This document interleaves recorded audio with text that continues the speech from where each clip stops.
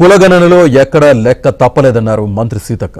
కులగణన ఆధారంగా సంక్షేమ పథకాలను అమలు చేస్తామని మంత్రి సీతక్క తెలిపారు. రేపు ఎమ్మెల్యేలతో సీఎం రేవంత్ రెడ్డి భేటీ అవుతున్నారన్న సీతక్క ప్రతి 3 నెలలకు ఒకసారి ఎమ్మెల్యేలతో సమావేశమవుతారని చెప్పారు. బీఆర్ఎస్లో జరగని రుణమాఫీతో పాటు భూ సమస్యలపై అనేక దరఖాస్తులు వచ్చాయని చెప్పారు. వీటిని పరిష్కరిస్తామని సీతక్క తెలిపారు. ముఖాముఖి కార్యక్రమానికి రావడం ఇది రెండోసారి. చాలా వాళ్ళు సమస్యలను వాళ్ళ ఇబ్బందులను కూడా డైరెక్ట్గా వచ్చి మంత్రులకు కలిసి చెప్పుకోవడం అనేది ఇది గతంలో ఎప్పుడు జరగలేదు. గాంధీ భవన్ వేదికగా మా కాంగ్రెస్ పార్టీ నిర్వహించడం జరుగుతూ ఉంది.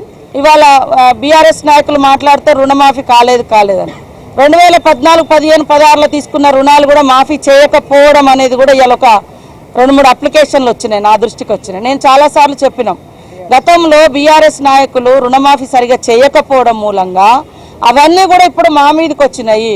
10 ఏళ్లలో 1,00,000 కూడా ఇల్లులు కట్టించింది లేదు, అవి కూడా ఎక్కువ వస్తూ ఉన్నాయి.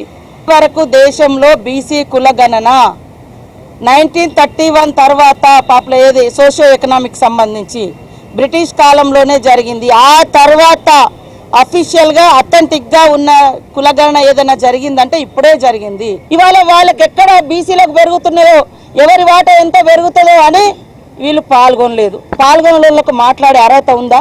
బీసీలకు ఎందుకు ఇవ్వలేదు మీరు వర్కింగ్ ప్రెసిడెంట్? 20 ఏళ్లలో కనీసం 20 ఏళ్లలో బీసీ లీడర్లు ఎవరైనా ఎదిగితే వాళ్ళని తొక్కిపడేసారు. ఈ రాష్ట్రాన్ని చూపించి దేశంలో మా రాహుల్ గాంధీ గారు కూడా దేశంలో ఉన్నటువంటి అట్టడుగు వర్గాలకు న్యాయం జరగాలని కొట్లాడుతున్నాడు ఒక లక్ష్యంతో. ఇవాళ వాళ్ళు వచ్చి మేకవన్నె పులులాగా వేషాలు ఎత్తే ఎవరు నమ్మరు.